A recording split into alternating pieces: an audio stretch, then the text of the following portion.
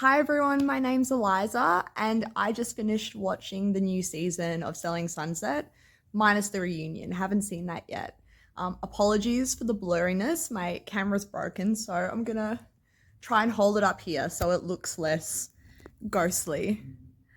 Um, so everyone was reacting to what Nicole said about Chrishell's family, and that really hit me to watch it actually because I'm an orphan as well, and this is the reality. Like, if you have some kind of trauma, especially connected to family of origin, to childhood, people do bring it up. People who don't like you, who maybe want to control you, will bring it up because unfortunately, no matter how successful you become, no matter how much you heal or whatever, if you come from that kind of background, it's like you always have a sign on your forehead to people who want to take a jab at you.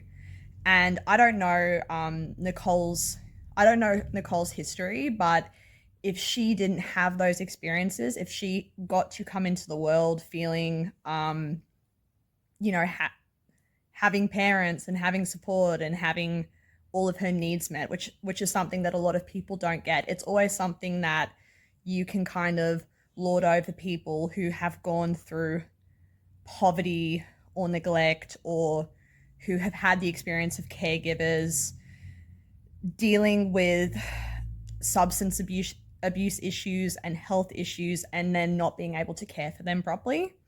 And I think that there is a stigma about it as well, even though it is so common to have had parents that have struggled with addiction or have abused substances. I'm not saying that that necessarily like taking drugs makes you like a drug addict. I don't know Chrishell's parents' history exactly. Like, I can't remember it, but I'm just speaking generally. Like, it is very common to go through that, and like people who haven't experienced that, I think that sometimes they genuinely do believe that people who have had traumatic experiences end up being disturbed and traumatized for like the rest of their life, and they don't realize that actually people sometimes grow and become more resilient and empathetic as a result of having those experiences.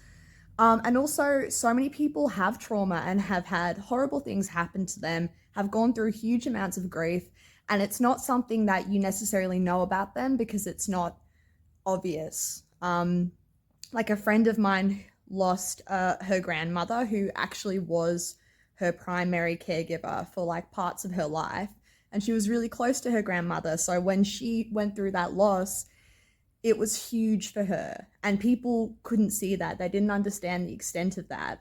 But when you've lost biological parents, or you've lost your primary caregivers, people will see that immediately. People who know about that will see that immediately, and they'll know that there's pain and hurt there.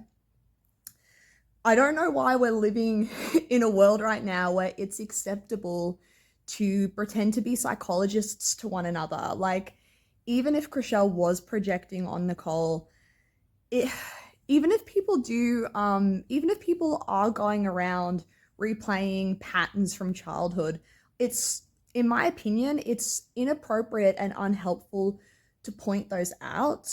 The two times that someone has brought up my childhood and the fact that I don't have parents to me have both been in situations where I think those people were trying to control me and get a reaction out of me that they wouldn't have otherwise. For example, when I had left a relationship and he was really upset about that. So it is in my experience, it's a move to control. It's not actually about helping someone. It's about people getting a little moment of power and a little moment of control to be able to look at someone and to label them and to be like, you know what, the problem isn't me, the problem is you, and I have proof that has happened to you and it has not happened to me, therefore you are the messed up one.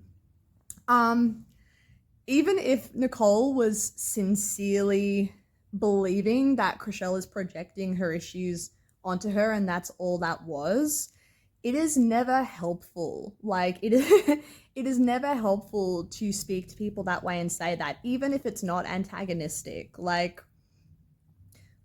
even I know people all like to imagine that they're psychologists right now, and people that learn about family systems, and there's all of this like female psychology, male psychology, like law of attraction, pop psychology stuff out there, all mixed in together, coming at us through Instagram and social media.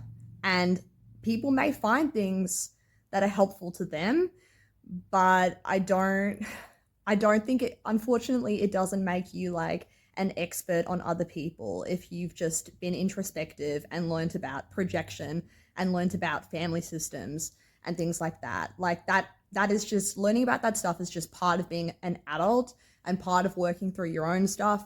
And if you genuinely understand these things, it should help you to be more empathetic. I think that when we learn about psychology or sociology, ideally the goal should be to help us to be empathetic. Same with astrology. Like, I love astrology, but labeling someone in like 2 seconds, it's not a very social way of like relating with someone. People want to feel like you're there to get to know them. And sometimes people don't want you to know them at all, or to speak on things that are personal to them.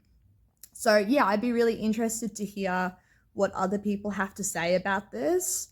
It was really nice to see so many people get upset about her saying that. I personally wasn't shocked at all. I know Chrishell is kind of recently an orphan, but unfortunately, like, this is going to be something that I think she continues to hear and deal with. Like, I don't agree with actually a lot of Chrishell's behavior as well, but I just wanted to speak to how inappropriate that was, as someone who has dealt with it before. And I hope that people think a little bit more about just keeping keeping their opinions to themselves, because even if you think you're helping someone, it never lands that way when you go for such personal topics.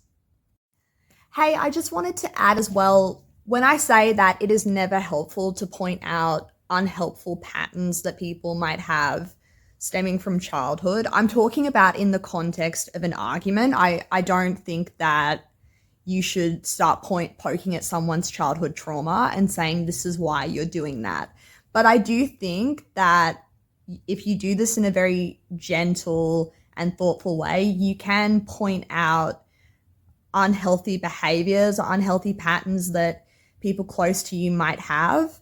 But you don't necessarily need to say, I think you're doing this because of this particular thing that happened. You know, unless that person has opened up to you about that and you have some understanding of how that actually impacted them, just looking at it. This is kind of what I'm getting at, just looking at it and connecting those dots from a distance, when the reality is people's lives are always so much more complicated than we think. That is what I think is inappropriate, labeling someone because of what you think they've been through without them actually getting to share their perspective on that.